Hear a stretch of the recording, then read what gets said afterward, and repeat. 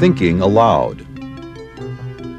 Conversations on the leading edge of knowledge and discovery with psychologist Jeffrey Mishlove.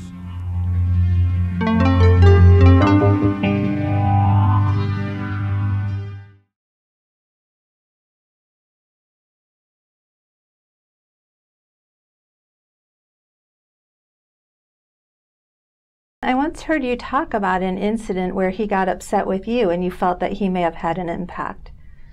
Yes, it happened, Deborah, because after this amazing UFO sighting that occurred as part of the San Francisco demonstration in 1976, where he told me he'll create a UFO, it will be seen by hundreds of witnesses, it will be photographed, a photograph of it will be published on the front page of one of your local newspapers, and that happened.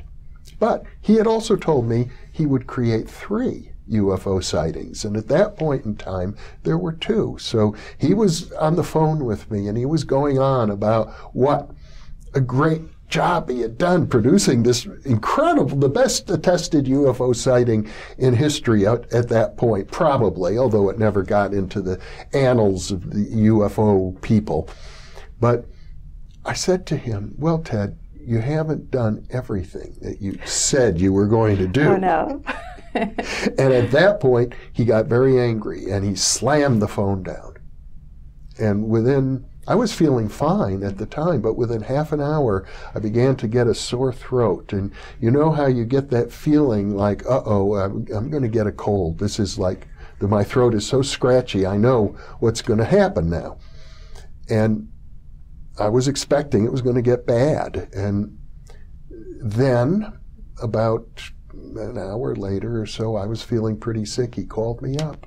And without explaining anything, he said, Jeffrey, I'm sorry. I promise I will never do that again. Uh-oh. And within 15 minutes, everything lifted. I felt fine. That's very interesting. Yeah. So one of the things I thought would be really interesting to talk about, a lot of times conversations like this get into, did it really happen, and the proof. Mm-hmm. But let's say everything he was saying was true and that he was guided by this alien intelligence. Mm-hmm. Can you tell us, because he's no longer here, so you're the voice for him now, what were these alien beings like? Can you give us a physical description? Well, he described them as, if you were to see them physically, as being like giant grasshoppers, and they made high-pitched, squeaky sounds, and he called them Tweeter and Twitter. He also said that they had the ability to appear to you in different forms, and that they could appear to you as an energy being, so you wouldn't have to, if you would be frightened by the idea of a giant grasshopper or praying mantis kind of insectoid creature.